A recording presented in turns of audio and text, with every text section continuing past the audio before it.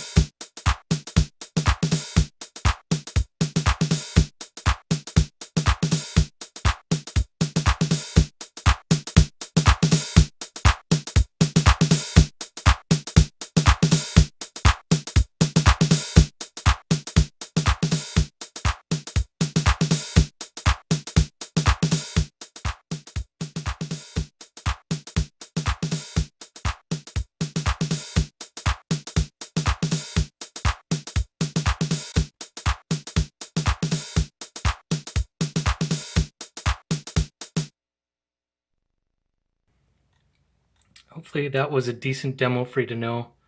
I always like to put a really old dry sounding drum machine through these kinds of things to see what they can do to them. Of course you can put different things through like vocals and synth and basses and stuff like that, but I find that the dynamic range that a 707 kit or a 505 for me usually illustrates well what a machine like this can do. I like it. I don't love it. I have other units that I like better for adding some character, and really that's what I have this for. I'm not using it for the intended purpose of expanding the range dynamics on a vinyl recording or a tape or reel-to-reel.